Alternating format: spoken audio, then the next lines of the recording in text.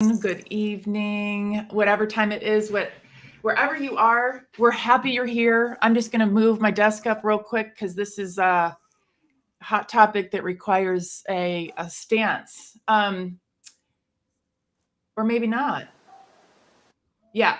So for those of you who are here, I'm just setting the stage as authentic human, and which is really good because our GPTs they behave like authentic humans as well. Sometimes they work, sometimes they don't. Sometimes they're smart and they blow your mind. Sometimes they do the dumbest stuff you can ever imagine. So I have a couple of my dear friends here from my AI community, my ever expanding AI family, really. And my name is Ann Murphy. I am the founder and CEO of Empowered Fundraiser Consulting, Coaching, and now Responsible AI. And I'll just share a little bit about my journey in AI, and then I'm going to kick it over to Suzanne and Kelly to introduce themselves. What we're here to talk about today is the advent of the much anticipated OpenAI GPT store, which some folks are thinking of as kind of like the early days of the App Store. Could be that bears out, could be not, we don't know. And some insights that we have gleaned from our own experiences making and testing GPTs. The way that I got involved with AI was I found a couple of thought leaders on TikTok, Rachel Woods, Kyle Shannon, other people who TikTok, thank goodness for the algorithm, started sending to my FYP. Then I found communities. And I'll just say at the top that like community is the number one unlock for gaining AI acumen. It's so important that we're out there like watching YouTube videos and listening to podcasts. But where I've gotten my biggest like up leveling and upskilling has been in getting to know people like Suzanne and Kelly who are similarly passionate about this and willing to put in the work, and importantly, willing to pour into one another, which is really what we want to do for the audience today, is pour what we know into you and invite you to be in touch with us, come to our programs, check out our GPTs, send us a DM, follow us on LinkedIn, whatever. So that's a little bit about me. My subject matter expertise is in fundraising. I've been in the field for 25 years, and I've been really enjoying slotting AI into all components of that vertical. That's really been my sort of gateway drug, has been making AI work within my industry before even really thinking about expanding to other industries. Okay, with that, I'm going to hand it over to Suzanne and then Kelly for intros. Great. I'm Suzanne. I'm based in San Francisco, and I have a background in software product management, innovation, and strategy for tools for creative and marketing. I'm really passionate just about how AI can help transform the content supply chain and deliver personalized and engaging customer experiences. I find that really exciting. And I think that the opportunity to be able to really be able to build your own, GPTs and other things, which normally you would have to go out and work with engineers to build, is really an exciting unlock. And I've built over 30 GPTs and really excited to talk more about that.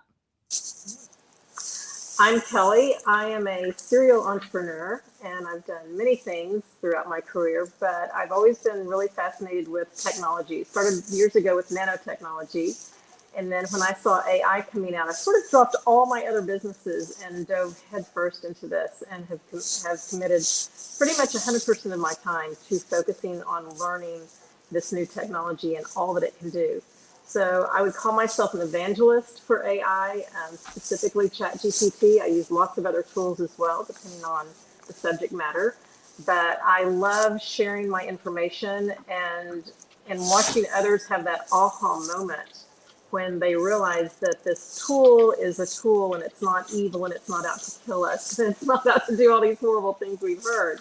But it is very powerful and it's so much fun. It's unlocking creativity in me. I am not a programmer. I majored in English and technical writing and creative writing, but I now have the power to start building technical tools for myself and for others. And that's really, really exciting. So I hope that if anybody is watching and you're a little intimidated by the technology, don't be, because it's so user friendly. Anybody can do it. I agree absolutely, and that's what is so cool. So I have this dream of getting a tattoo that says "No code forever" and still wildly successful. I know that I could code, but on principle, I want to see as far as I can get always with these tools, with never learning to do a skill that doesn't light me up. There's nothing about coding that sounds exciting to me. And I'm trying to, we're always like, there's so much that we can study and learn and test and do and listen to about AI that I've really tried to follow. Like, what are the things that make my brain feel happy? And if there's something that makes me feel bored or overly confused, because there are so many areas for me to pour into, it's like, okay, that's going to be my block. I'm not going to learn how to code. That's cool. It leaves more time for the non-technical experimentation, like figuring out how to use LinkedIn Live. So what I like to do, and we're kind of winging it, everybody, because we, as everybody knows, we just found out about the store like 30 seconds ago. So we've all been, on Zoom calls for the past day, trying to figure out how do we optimize our own GPTs for the store? What are the rules of the store? How are we going to get our GPTs discovered? What tips and tricks do we need to have in our configuration so that our stuff doesn't get stolen, et cetera, et cetera? I will lay a little bit of groundwork in a second, but because we have such a good group of people here, what I wanted to do is drop a couple of gems right off the bat to make it worth their while just showing up. I would ask Suzanne, has there been a particular breakthrough or an update you've made to your process of building GPTs that you think maybe other people might not know about, or that really made a big difference? Yeah, when the GPT store was live, just like a lot of us, I immediately went to search for my GPTs. And I realized that unless the words you were using to search were in your GPT name or the description, your GPT didn't come up. So if I have a GPT called Sip and Vine, and you search for wine, it wasn't there. And similar to the Sin City Sipper, which many of us are familiar with Kyle Shannon, I searched for cocktail and it didn't show up. And I immediately realized that we need to optimize our GPTs for them to be searchable in the store, and that we can find them. So I've now started to go into all my GPTs, and I really like the name Sip and Vine, so I don't want to change the name. And the description, it does have the word wine, but there may be other words like wine tasting or Napa Valley, Sonoma, that I want also in my GPT. So I've gone in and added additional keywords, which I think are important for discoverability. Kelly, how about you? Any super hot takes? Well, I did realize that when you're building out your GPT in your primary description, it does, I guess, in the playground. No, it's not. In the right-hand screen. after you've created your GPT, you want to go back and make corrections to it. It does matter which order you're putting in directives.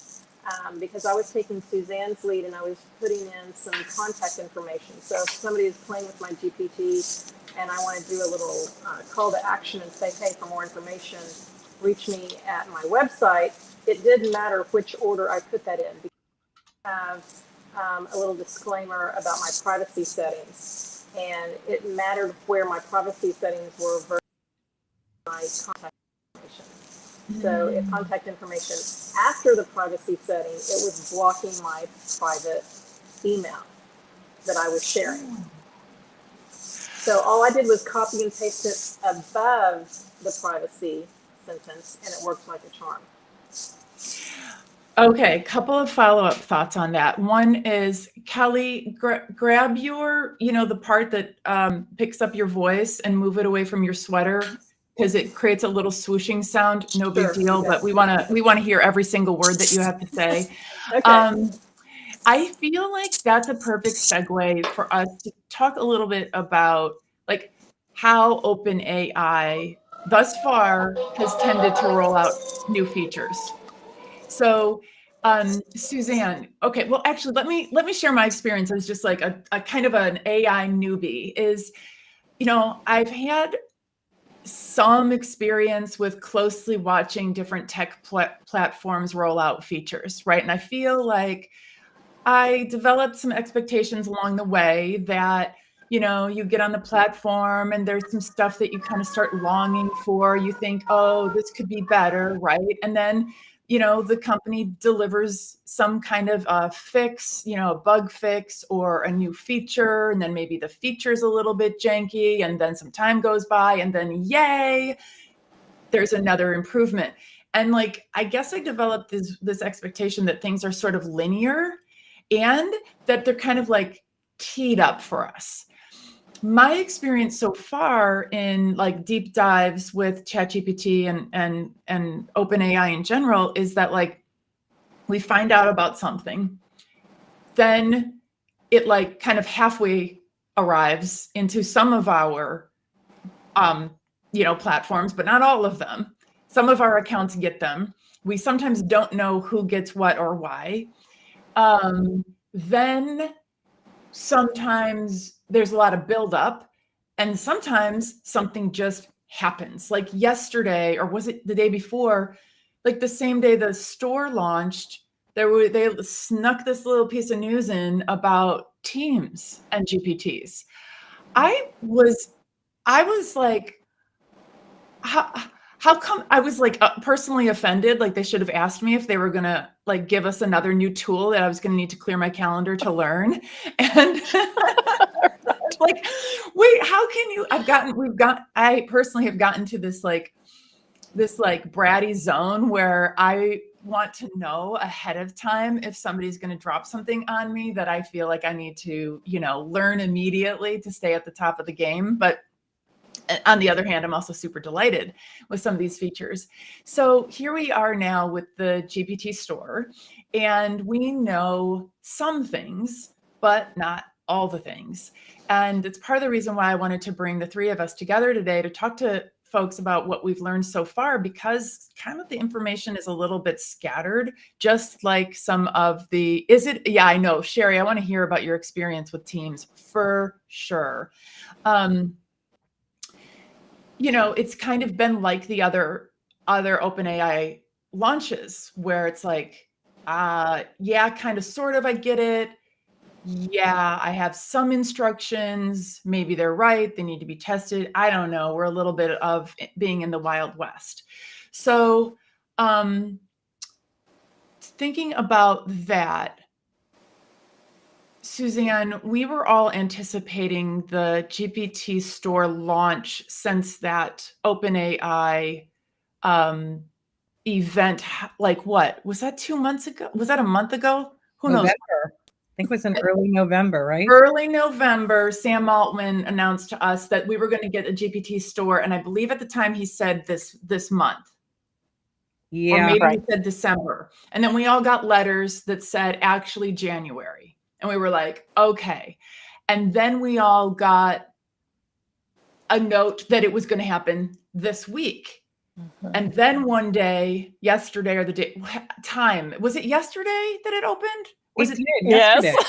Oh my God, that was only yesterday, everybody. I know. So yesterday, we opened up our screens, and lots of us all of a sudden had access to the GPT store, and we started trying to figure it all out. So let me ask you two to share sort of your early observations about the store. What are you seeing in there? What's intriguing to you? What would you begin to advise people who are listening now and also later on the replay? Sure, I can. So, I've talked about optimizing your GPT for search. I think this is a perfect opportunity to also go in and test your GPTs. I have noticed it does show how many times the GPT has been used. And just like with everything, when you see a big number, you're like, that GPT must be good, right? Because lots of people are using it. So the GPTs that are getting a lot of use will continue to be used more, and those with very little usage may not. And right now, it's not really clear if it's going to drive your GPT to the top of the list. Right now, it seems like only 10 of the GPT show up when you do a search. It doesn't allow you to scroll down, and it doesn't pull you into a page so you can see all the results. So how you get into that top 10 is still a little bit of a mystery. Right. And also, too, some of the search is pulling up GPTs not related at all. So there must be a magic trick in there somewhere that I still haven't figured out. But that's why it's really important to optimize your GPT, but also go in and test. So every time you go in and open a new chat with the GPT, I believe that counts as one session, and then you get a number, you'll get a one usage. And it kind of worries me if I see a 0 or a 1, because that means that the person who built the GPT may not have even tested the GPT in the production environment. So I think when you're working in the playground, that doesn't count, because that's kind of testing in software development. That's really just testing.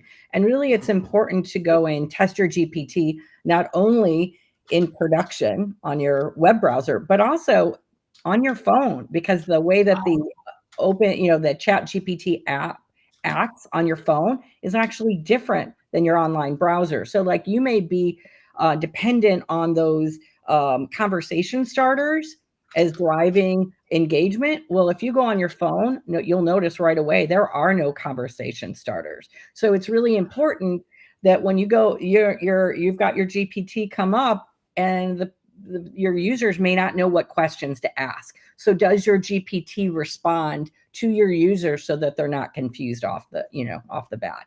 So this is why it's really important to go in there and do all that testing and put yourself in the shoes of your users and figure out how they are going to be engaging. So I think that's important, especially if you're trying to drive your GPT to the top of the list.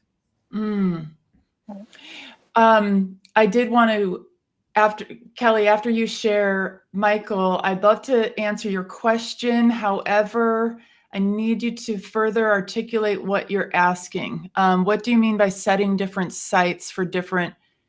I think I know what you mean. I think this is in your builder profile, but share a little bit more, or maybe as an exact use case, and we will unpack that, because that's a great question.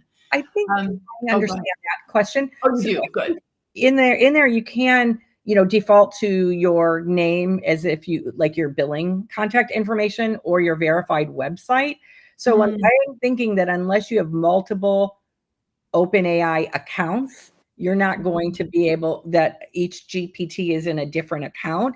It's not going to have different contact information. So if let's say you have GPTs under one business name, and then you want GPTs under your other business name, let's say like Kyle Shannon, he wants to have some for AI Salon and some for Storyvine, he would probably need 2 different accounts. Maybe that's different with Teams. I was going to say, I wonder if with Teams, boy, that'll be interesting. I really need to experiment with how that attribution works in the team setting versus on the individual. Right. Kelly, how about you? Hot takes. I think it's important when you go to save your GPT that, there are 3 options. It can be for yourself, which is private. You can share a link, and then you can also make it public. And OpenAI did mention that if you're just sharing a link with someone, that GPT will not show up in the store. So if you've gone in and saved links only and not made it public, that's not going to show up in the store either. So just make sure they're public, and then they'll hopefully show up at some point, especially with those hashtags. Yeah, I did notice too, Kelly, when I went in and made some updates to my GPTs, some of them went and defaulted back to Right. not being public. So Correct. it's really important Yes. when you do that, and also Yeah. check the category that it is That's set right, to. category. That is a new feature, is to double check, because some of my GPTs are very specific to generating images. And so I want to switch them so that the category is under DALL-E instead of just, one of the other categories. Right. And so Perfect. those categories do show up right underneath where you're setting your privacy or your link settings. So it's a little hard to see, but it's tiny, but it's right there, and it's a drop-down menu. So if you click that little drop-down arrow, then you'll see the opportunities to put your GPT in a specific category to make it more findable, searchable. Perfect example. So this morning I was tinkering with my strategy for getting like visibility and potentially discoverability for my GPT is I've chosen one that I'm going to go all in on in talking about and directing people to. I think it's my strongest one. I don't know if it's like the perfect one for my business, but it's one that's a crowd pleaser, as much as you could call my strictly my industry, able to like be a crowd pleaser. I'm kind of thinking about it in those terms. So of course, this morning, I think like lots of us, I was like, oh, maybe I can make it a little bit better. So I did notice exactly, that thing where it defaults back to anyone with a link instead of everyone. And I was reminded, Kelly, of exactly what you just said. For some reason, my eyes didn't catch that Right. productivity, that, those fields that you could choose for your categories. I don't exactly know, how the categories will impact discoverability big picture, but it just seems like a good thing to do. And I'm assuming that they chose the most popular categories to help guide us to figure out which ones, would be likely to be most used. So typical, and I know we've all experienced this, and I always like to give little pep talks to people in the audience who are going through this, and it's very frustrating. I made a couple changes, seemingly minor, and now my GPT is acting up. So I have a thinking section in my GPT so that it will tell the user, the user goes through a series of, this is actually, by the way, I have a QR code. If you use that QR code, it will take you to my GPT. It's a thank you note for donors. And based on what we talked about yesterday with keywords and SEO, the name of my GPT is no longer even grammatical. It doesn't even make sense, but it was really important that I get the word fundraising there, and I wanted it to be the first word. So now it's called Fundraising Thank You Note by Empowered Fundraiser. Fundraising thank you note. It's a thank you note for donors. It's a thank you note for gifts, but it's for fundraising. So it kind of makes sense, but it was all about getting the keywords in there. But I decided, that I wanted to be clear, really crystal clear for people how my GPT was thinking through the information that the user has given with a fake name of the donor, the name of the organization, the person who's writing the thank you, the preferred name of the fake donor, a placeholder, and what the person did, what nice thing the person did, and whether they want a quote in their thank you note. Then it's supposed to say, here's how I'm thinking through the writing of the note. Well, with my new tiny tweak, it now skips that part. It's not the end of the world from a user experience. Maybe some people wouldn't even care about being able to see it think. Maybe they would see that as just a delay. But since I had intentionally put it in there, it was just another example of like, okay, these things are still getting better. we have to be patient. This is as janky as they're ever going to be. Tomorrow they will be slightly better. The next day they will be slightly better. That's true.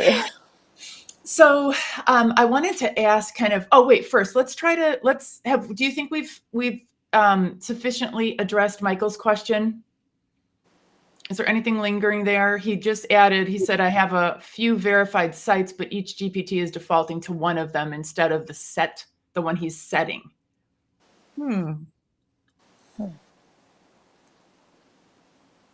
That's interesting. Maybe you can only select one. I don't know.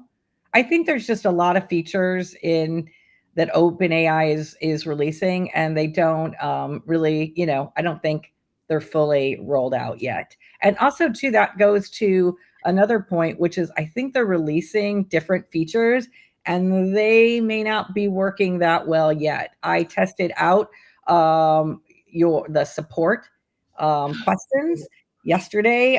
If you go under the little caret where you begin a new chat, if you scroll down, it will have an information about the person who built the GPT, and it'll say support.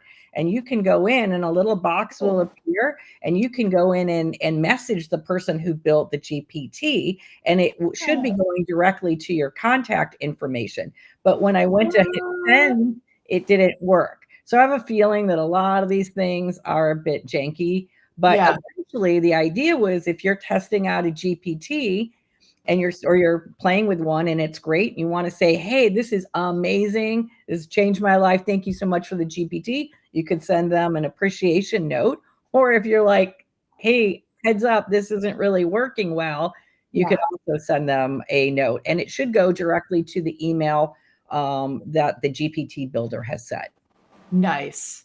So that brings up a couple of things I wanted to drop for the folks here. One thing that came to mind. So I'm pretty sure that janky was the word of the year for 2023, even if Merriam-Webster does not say so. And now here we are. It might be the word for 2024 as well. It's kind of carrying over. That support opportunity, I think, is really, really cool because it kind of reinforces that, we're in kind of, this is still in beta. We all as builders want feedback. So I put it in there, send me feedback on how this works. I'm always asking people, test it out, tell me how it works. Because to your point, Suzanne, on your phone, one moment, it's going to work differently than on your PC. And then, and the next day you're, I don't know what, the wind is blowing a different direction and it stops working when you're in your living room. And, it's hard to keep track of. What I wanted to ask about is how, and I could maybe drop this in, it's a multi-year word. Exactly. Good point. Let's hope it's not a decade-long word of the year. Suzanne, can you tell us about including your email inside your GPT so that people can reach out to you directly? And I can drop it in. I will try to drop that sentence into the chat while we're on this. Sure. So just like with any, marketing information, it's really good to include a call to action or a CTA in your GPT. And I usually put it, as Kelly had mentioned, I usually put it right at the end of my steps before a security review. So I'm working with, my GPT is like step one, in terms of engagement with the user, and then all the other steps it follows. And then at the very end, I'll say, add this CTA. And I put it in HTML, or you can use Markdown or natural language. But what I usually do is include a nice kind of marketing sentence about explore more GPTs. And I have a link to a directory with all my GPTs I've built. I also have a mail to for my email. So in case people need to reach out, want to find out information. And I include also a link to my schedule if people want to book time with me. It's also using these CTAs could also drive people to, let's say, affiliate links. Maybe you're talking about one of your products, or you have a website. You could drive people to read your book, visit your website. I think the opportunity there is really endless in toward driving people. Of course, once you drive people away, that's also could be a problem, because now they're off on your website and not your GPT. But really, I look at GPTs not necessarily as here's a way we can make a whole bunch of money on the GPT. I look at it as kind of the beginning of the sales funnel. And I really think the way Anne is doing it is really important. This is an opportunity to engage with people and then drive them deeper into her funnel for her business. Kelly, how are you thinking about this in terms of your business? Is it part of building relationships? Is it geared toward a super specific pain point? Talk to me a little bit about how you've focused your GPT efforts. It's really interesting. It's kind of a split down the middle. I have some that I've just built for my own benefit, my own processes that no one will ever see, but it's definitely helping me. And then I've got others that I'm building for clients or for entertainment or for other people's usage. And it kind of really depends what the need is. But I can also see, just like the nonprofit industry, obviously, which we did our big GPT Good a couple of weeks ago. I think it's a tremendous opportunity for nonprofits and businesses to use it not as a replacement for anything, but certainly an enhancement for a website or an enhancement for a product or service that's being sold. Because rather than going to someone's website and searching through 12 pages of data and trying to find the answer to that one question, you can simply create this GPT, and I think there's probably a way now or in the future to incorporate that into the website itself, but literally have a chat bot right there inside your website answering all of those questions quickly and efficiently, so that the customer isn't having to sit on hold when they're calling for an answer or digging through pages and pages of data to try to find the answer. So I think it's going to be a very powerful tool on lots of levels. And obviously, the first time I started building these, I was building them for other people, and quickly realized that I could actually build these for myself as a very powerful tool. So yes. exciting. So quick little rundown of the ways that we're using our GPTs. I'll start with a couple of ways that we're using them. One is it just kind of evolved into an opportunity for me to add value, right? And how I show up for my community. And I know this is a huge pain point, because like with my personal thank you note, one couple of pain points I went right for was, fundraisers have to write a bajillion thank you notes, and it becomes A, mind numbing, and B, you begin to feel a little bit, you feel insincere, because you're expecting yourself to feel these emotions of gratitude, but you can't do that again and again every day, because to some extent, this is a job. I cannot tell you how many times I have looked for synonyms for the word support, right? Thank you for your support. Like, there are only so many ways to say thank you.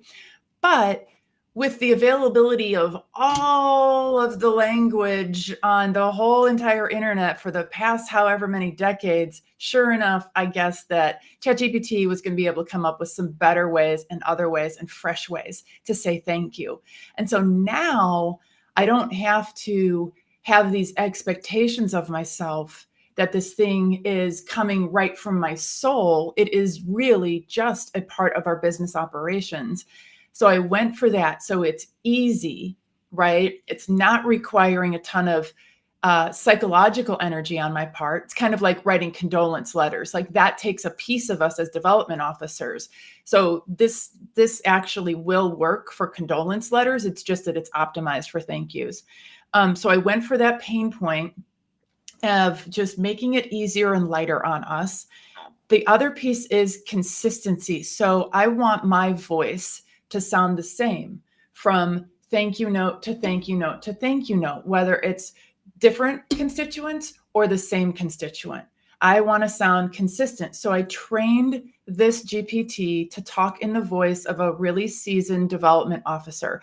It will require little flair from the user if they want to, maybe there's a vocabulary word that they don't tend to use, especially with adjectives, maybe it's a little too flowery for them, or maybe it's not flowery enough. That's personal preference. But I went for repeatability because I want us to be able to be consistently excellent and to give a consistent experience for our donors. So I was using it, been using it for that, just to provide value. The other thing is, like, in my own work for our company, I want to be able to acknowledge people. I want to say, I see you. I want to be able to congratulate them. I want to be able to thank them. And so, we're doing a lot of thank you messaging, especially toward the end of the year. And now I can use it for my business. And I don't have to sit there and have a creative writing experience to send a simple thank you note. So I'm able to produce more content that makes people feel seen and heard and enjoy being a member of my community and feel cared for, because I'm not spending 25 minutes on one thank you note. I'm spending 5 minutes. And then the other thing I've really been leaning into in general with our GPTs is just as our co-pilot in business. So we have GPTs that make statements of work consistently. We hired an outgoing salesperson, and I want them to be able to make, SOWs and contracts like that. So we have a contract maker. We have one that's trained on our voices for different, our email voice, our event marketing voice, our newsletter voice, so that we can be consistent again. We've got a whole bunch of just like all of our offers in a GPT. So the goal is this is like allowing us to punch way above our weight. We have, 2 full-time staff, 1 part-time staff, and contractors. We have no business being as productive and prolific and serving as many clients as we do. It's because of AI. And now I've been able to add this to my repertoire. It's like having staff. So add value, take care of my community, and use this for our own business have been my top use cases. How about you two? Suzanne? Sure. So I'm getting ready to start a new job, and they have this huge website of resources and a community. And I built my own personal GPT that will go and search their website for information so that I am knowledgeable on everything that's on their website. And then I can ask questions in just a moment versus having to spend 20 minutes digging around. There's some other topics like AI product management that I want to learn about, and I have a couple PDFs on those subjects. So I've built my own, personal GPTs to search those, 100 or 200 page PDFs, so that I can quickly get an answer. That's been a fun one. But just in general, I build the GPTs a lot for myself based on topics I'm interested in. And hopefully if I'm interested in the topic, if there's other people out there that are interested, then that's kind of, I share them and make them public. So I think there's a lot of, just in our own life. I live in California near Napa and Sonoma, or wine bars. And so made a GPT on that. This week, I love going out to coffee shops. So I made a GPT on finding local coffee shops based on various attributes that you like, that it's cozy or lots of space to work at. So I think I think the important thing when you're building GPTs is kind of think about it. What problem are you solving? So often we're creating problems, solving problems for ourselves, and kind of understanding, if you start from that, what is the problem we're solving, and what are the solutions to address those various customer pain points, then that might really lead you to a really good GPT. Yes. Mm-hmm. Suzanne's so good at thinking things through, like, what's your end goal, and reverse engineering toward that, and then keeping track of your progress as you build the GPT, as you start thinking about the GPT, especially creatively. And then you refine it and you test it and you refine it, and you have something called, for those of you who are not familiar, you have something called release notes at the top, and you indicate like where you are in your progress. And maybe if we have time, Suzanne can talk about that a little bit more. Kelly, how about you? What are your primary uses? Well, like I said, I've been creating several for various clients, but yesterday, learning about the GPT store and some of the requirements, and I just got curious, and I thought, okay, how many hours have I spent learning about AI and ChatGPT? How many chats have I created within ChatGPT? And last night, I'm literally thinking I created over 470, and they're all just in that little sidebar. And last night, I was thinking, I really need to hire a librarian. And it dawned on me, I could create a GPT to function as a library for all of my chats that I've created, and to try to categorize them. And so instead of me going down this long list of 470 chats that I have created, I'm thinking I can somehow move those into a GPT and then just make everything searchable. So smart. Oh my goodness. You have to keep us posted. That would get around this super frustrating problem of not being able to search your chats. Because I sometimes do my chats in a fever dream, and I get like the best, juiciest stuff. I don't have time I can't find it again. Right. I've tried dating them. That didn't last more than half a day. There's no real good way to categorize them once they're created. So that hopefully that will work. I will figure something out. We hope so too. Yeah. Beth Lyons has outlined who may still be here, but also just got off her own. Beth and her colleagues have a show called the Daily AI Show, where they talk about the latest news in AI and different features and all of that. So she may not be on the call anymore. So I'll just share what she has shared with us, which is, how about if you are an author, that you have a GPT that is, first of all, could allow people to talk to your book, right? Or allows people like to, maybe when you haven't launched your book yet, you know how you're supposed to get a lot of pre-orders. So maybe it's a way to bring people into the ecosystem of the book, maybe backstories on your characters, or, I don't know what late breaking stuff that's happened since you published the book, etc. So having that as like a little bit of an on-ramp. Yes, Beth, yay, you're here. Beth, tell me if I botched it. If there's anything I missed, please let me know. And I suppose we can imagine how this could be the case with other products as well, right? Like I have one for onboarding for my coaching program. And really, I shouldn't even say it's onboarding. It's not meant to be onboarding. It's meant to be objectively what's going on with you, right? And then it could lead to they find out what it's like to work with me. They've got access to my writing about like limiting beliefs, or, how to get a donor visit, etc. Give them a taste of what it's like to work with me, overview of that program. And then, a decent call to action needs to be tweaked. But my CTA in this example of like kind of doing like a little discovery, kind of like I would do on a discovery call, giving somebody the experience of like being, in conversation with me. I include a download, one of my most popular downloads. They just click on it, and they click on a bit.ly link. It goes straight to the Google Drive folder. I'm not even putting not gatekeeping it, because it's another example of, I just want them to see what it's like to be in my world. And then somebody suggested yesterday in one of our sessions. Oh, who was it? Was it Miguel? Someone said, have your GPTs linked to other GPTs. So like for me, because remember I was like, oh, I could just put all this stuff into my GPT and then people will keep coming back to it every day. But then that's like this huge risk that it's going to get janky.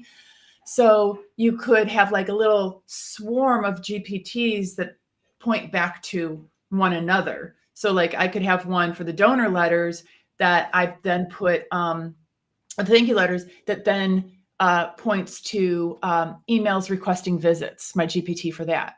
So lots of different opportunities. Right.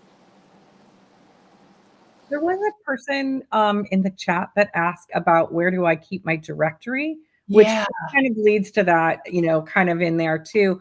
I was using just a site that was like one of these GPT directories that somebody built maybe a month or two ago that, before we had the GPT store. The one I used was called GPT Combo. So as I was listing my public GPTs there, I noticed there was a really good page for under my name that listed all my GPTs. So I was using, you could use I don't know about using a link tree. I don't have my own website, but I do know there are some people in our community that have their own website with all their GPTs listed. So I think that's really a good way to make sure that's linked in your call to action where they can find more information about you or other GPTs you build or your business. We should, if you know what, I'm going to drop. So Kelly mentioned briefly a couple weekends ago, last weekend of the year, we did the GPT for Good challenge. And I mean, it was super fun. It was 24 hours. Kyle, Shannon, and I alternated teaching workshops on how to build a GPT. We built the easy peasy one, and then we built the slightly more sophisticated one.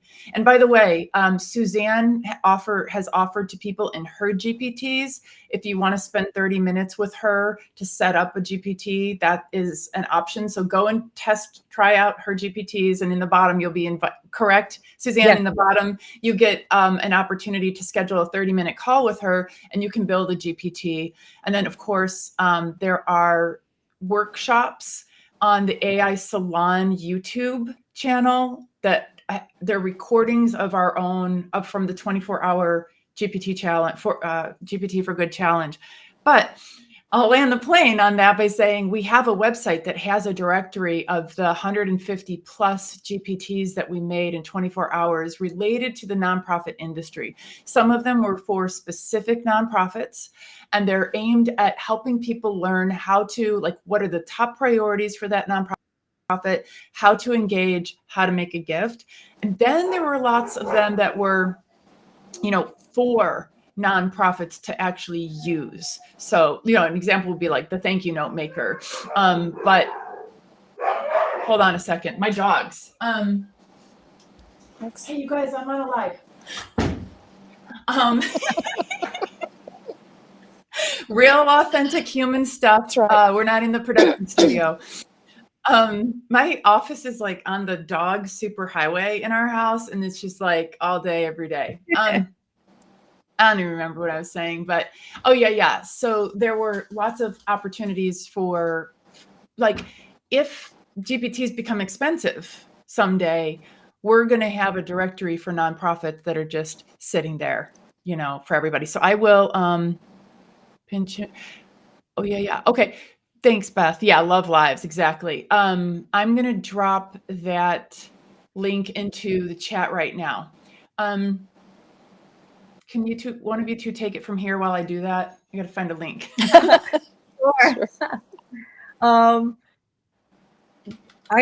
There was another topic I think Anne brought up earlier that I can talk about briefly is release notes. So one of the important things that I have found, and I found that really important in the last 24 hours, I think as all the changes are being made in the store, I've been going in and I've been optimizing my GPT for discoverability, and I've gone to save things, and then I go back and check 30 minutes later, and guess what? It wasn't saved. So one of the important things I have learned, which is that with every version I release, I put a date and a version number, and I include it in my configuration instructions. And then I keep a OneNote. You can probably keep it in Notion. You can keep it however you want to organize yourself. But I actually I take all the configuration information and my latest, if I change my GPT name or description, and I keep that categorized by version. And I also keep what are release notes. So I'll say added a CTA, updated hashtags, change my conversation starter. So I list in the details of what I changed there. And then I also have what I call a backlog section, which are maybe ideas of like really cool things that I want to add in the future, but I'm not adding today. Maybe it's still too janky. You know, we all know Dolly isn't that great with spelling. I've got some great ideas, but you know what? It's just not really ready yet. But I keep those notes. That way that idea doesn't go away. And then I just build upon all those notes. The other good thing is, like, similar to what Anne was saying, where she made some changes to her GPT, she did some what's called kind of regression testing, going and you go and you your GPT after you've made changes to make sure it's still working and that you didn't break something. Well, if you find that you broke something when you made your changes, you can go back and revert to your previous version. So I think that's really important too. Mm-hmm. Yeah, that's good. Well, Suzanne is definitely Suzanne is definitely the expert on this back end GPT building for sure. I'm learning something every hour from her. Well, I think the secret for me is I do, software product management in my day job. And I really think that each of these GPTs is like a mini software product. So you really should approach it in a way like that. What problem are you solving? Understanding, putting your users, your customers, top of mind. That's really the focus.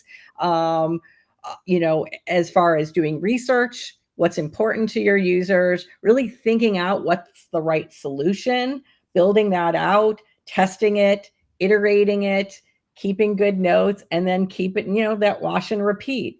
And really, before you're adding a lot of additional features or modifications, then go back and speak to your users, have people test it out, find out really before you go down into a big rabbit hole, is that feature really important to them? You may think it's cool, but you ask 10 other people and they're like, yeah, that doesn't really make sense. I tried a really great GPT yesterday and I really loved it. It was a lot of fun. It was by someone in our community. Her first name is Stacy, and it was about creating a garden. Well, I live in an apartment. No garden for me, but I asked if the GPT if I could do a window garden. So sure, designed a little cool window garden, and it was a really fun GPT.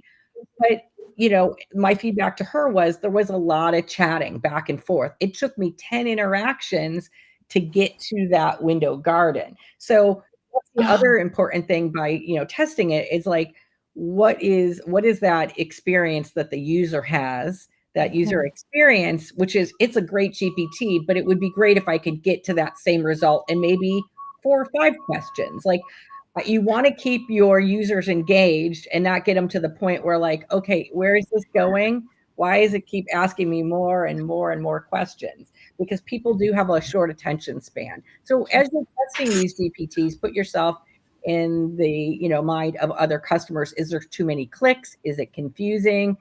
What exactly, how are people engaging? How you may engage with your GPT may be different than how other users are using it. Ooh, yeah. So if folks are looking for community around GPTs, like we get together on Saturdays and we use each other a little bit as focus groups. We have a site where you can post your GPTs and ask for feedback on them. So just a quick plug for our weekend GPT jam is we get together with a group of people who are working on these projects and passionate about AI. It's a 2-hour window between noon Pacific time and 2, and everybody's invited. I have a registration link. I'll drop it in the chat right now. Lovely group of human beings. We're having so much fun. We have one of our regulars is 16 and one of our regulars is 78. We've got newbies, we've got drop-ins, we've got as much of any of us could refer to anyone as an expert. I caught myself calling people experts a couple times recently. I'm like, oh, that's right. Nobody's an expert. We're all making this up as we go. Right. I had one more technical question as we round this out. Kelly, how have you been using the sentence stems at the top, the points of entry for people? Do you have the user? Yeah. Yeah, I make sure that I absolutely have looked at those generated questions, those first 4 questions, and I tweak those often. I rarely use the one that chat is creating for me. Yeah. So I make sure that the questions are appropriate, or maybe it just needs to be one question. Because I'm also thinking of the user. If they've never experienced a GPT before, they may not understand that they can actually type their own question in. So I always start every encounter with a welcome paragraph. Give it a name. I'm Cameron. I'm here to help you with X. Let me know if there's any questions that you have. You can always type your own question. You don't have to follow a script that's in front of you. I mean, I literally just talk to them like I would if I were standing in front of them. And it also makes it very personal, especially if you give it a name and a personality, and greet the person by name. I've got it where it greets them by name, or it will ask them very specific questions. If they're searching for something in their area, I'll say, share with me your zip code so I can make sure that the information that's coming back to you is local, if you want local. So just little things like that. I'm learning how to personalize it a little bit more. Ooh, I need to give mine a little bit more personality. On that note, I ended up reverting for the ones that are for other people, reverting to just like a start here, because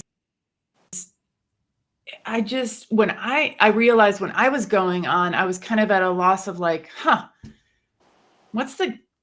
just like I remembered the first time I ever went on ChatGPT and it just like had this circle or this oval on the bottom. And I was like, this can't be it.